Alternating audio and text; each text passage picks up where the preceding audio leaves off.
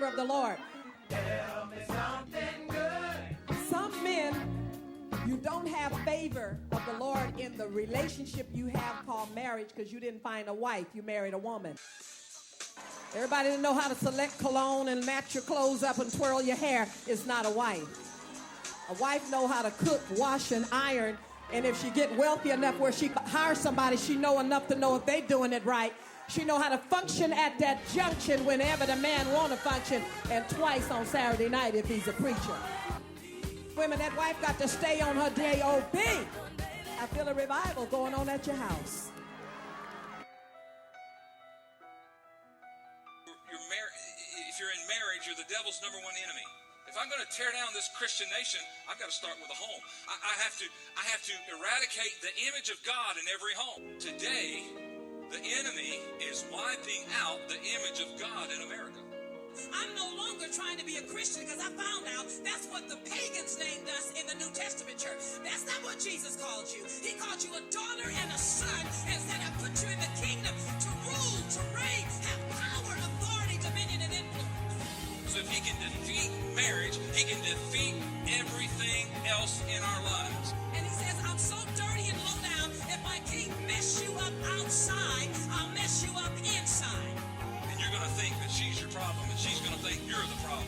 So I need to get another him or get another she, and I need to change partners and change this and fix that. No, you have to understand, that's exactly what he wants you to be. So when the day you said, I do, you picked yourself a fight with an enemy. Here's the question, can you win? Listen to me. You can win 100% of the time.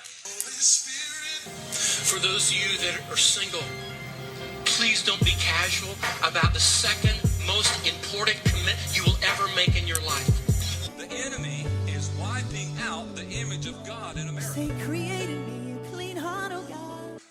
Fill your spirit to a capacity with God that it overwhelms your flesh. Single women, single men, you don't ask God, take the desire. No, because what if you're going to get married? Then you got to pray, bring it back, and that's a lot of trouble. Just tell God, put it on hold. What should you tell people that are pressuring you? Please be discerning. And they haven't set a wedding date. No ringy, you get no dingy. If you play house, you'll never have a house. You don't babysit his kids. You don't pick his clothes up from the cleaner. You don't cook for him. You done made life so comfortable, he don't need you as a wife. You a part-time wife. If he can't even honor you while dating, that is when he is on his best behavior. I don't care if he apologizes. Does he repent and lead?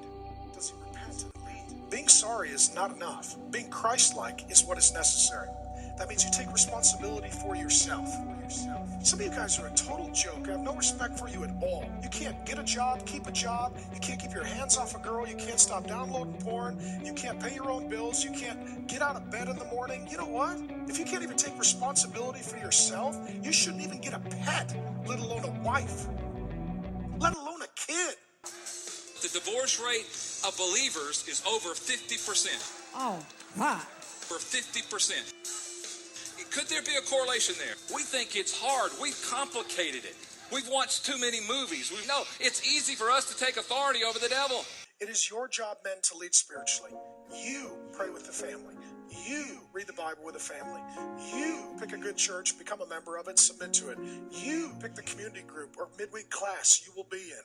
You are the one to lead the family spiritually. Some guys say, well, I don't know what to do. Just start by praying with your wife. Just start by praying with your wife. Leading spiritually is the foundation of everything. If you don't love your wife enough to pursue her, if you don't love your wife enough to serve her, if you don't love your wife enough to help her, can you really say I love her like Christ loved the church? You men are dating, marrying God's daughters. Abusing a woman, neglecting a woman, being a coward, a fool, being like your father, Adam. Who do you think you are? I don't care how successful you are in this area. If you are a failure, it clouds all of your dignity. It robs all of your masculinity. There is no excuse for any man who claims the name of Christ to treat a woman in a dishonorable, disrespectful way. Some of you right now, you guys will get all angry. Oh, how dare he yell at me? That's the Holy Spirit telling you it's you. You men are dating, marrying God's daughters.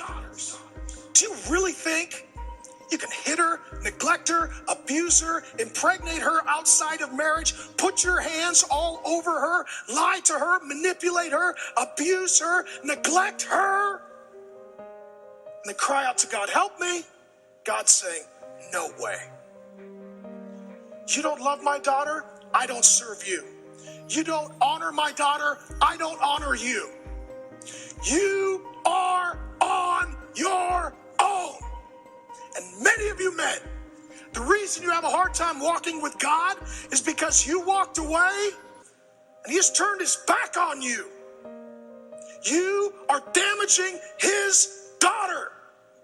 God is her father.